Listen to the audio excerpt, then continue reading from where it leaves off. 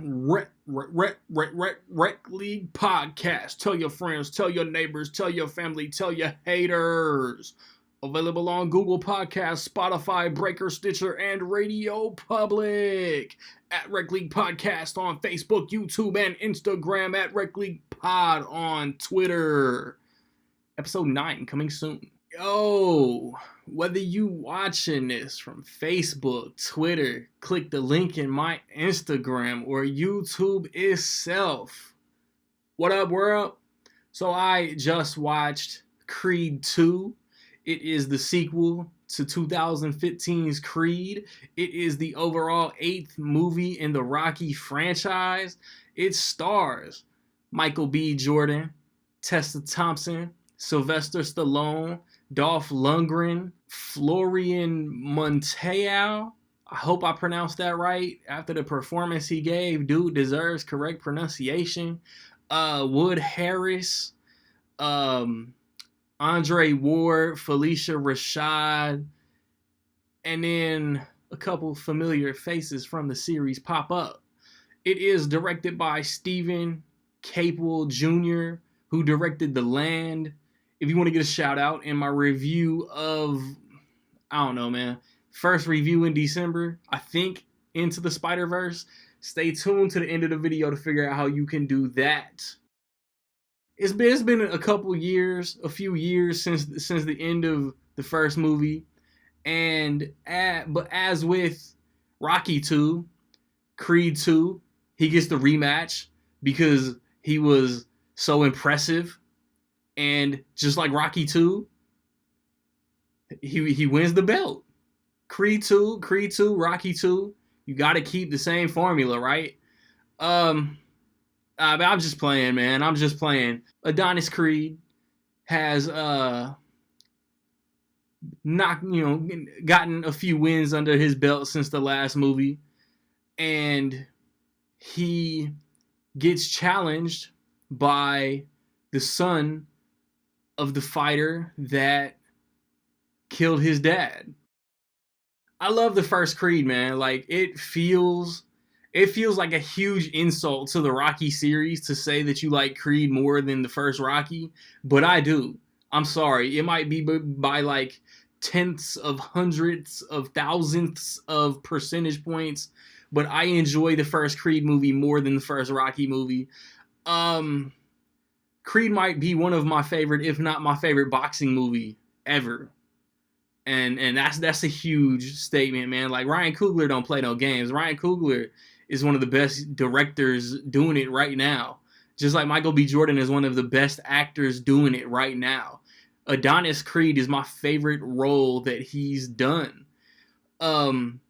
Because he's so cocky and so arrogant, and he has his chip on his shoulder, but he also carries himself with so much pride.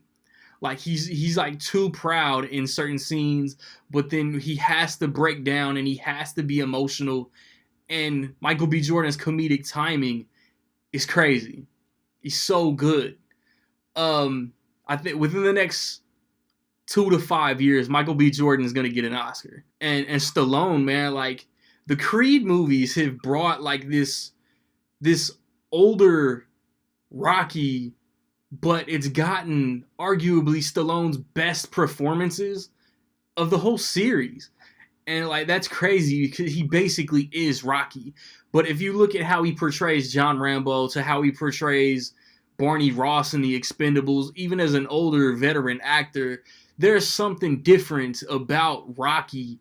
Like, he portrays a dude who has been through battles in the ring. And that takes talent, man. Like, there were personal side plots in the first one that kept you invested in the story. There are personal side plots in this one that still keep you invested. And a couple of those are tied to boxing matches. The way that Ivan Drago, Dolph Lundgren, was in the first movie, in Rocky 4, my bad, he was tall. But he was lanky. And he still towered over Rocky. The son, Victor, he's bigger than Michael B. Jordan. but he's built, you know what I'm saying? Like he's got way more muscle than his dad. And the boxing matches are so exciting. Like, I know I'm never gonna do it, but watching the boxing matches and the way it's shot and just seeing how quick Creed is, it makes me want to go out there and train and get into boxing shape. Not necessarily box because I would get dropped, but get into that shape. Like it's motivational. The way that with Tessa Thompson's character is a musician, and the way what they do musically in this movie, it's dope to me, man. Like it's stuff like that. It's little details like that, side details like that make me put these movies higher than maybe they should be or would be to somebody else. Dolph Lundgren's character, Ivan Drago, has more lines in this movie than he did in Rocky IV. It's well documented. There are references. This movie kind of takes elements of other Rocky movies. They do some things that are cool. They do some things that I didn't think they would do. Like they completely sidestep, like, okay, they're going to do this and show love to this movie from the series. And they don't. But they show a lot of love to the franchise. Like, it's real cool.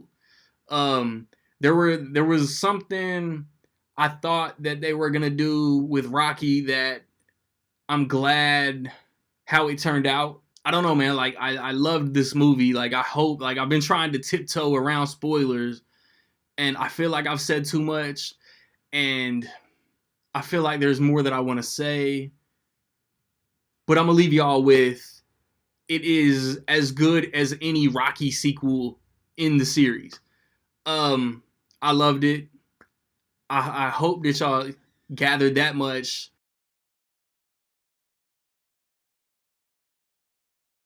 So with all that being said, man, in my opinion, I will say that Creed 2 is almost dope as fuck. That could go up because I really, really enjoyed this movie, man. What did you think about Creed 2, man? Positive, negative, somewhere in between, man? Let me know. I recently posted a review for Robin Hood. I've recently posted reviews for Overlord, for Fantastic Beasts, Instant Family, Bohemian Rhapsody. Something else came out last weekend. Widows. And right around the corner in the next day or so, Ralph Breaks the Internet will get reviewed, man. If you want that shout out before noon Sunday Central Time, give me your top 5 at the box office, 1 through 5 or 5 through 1 in order. Be correct, be first as well as correct, and you will get the shout out in my next review.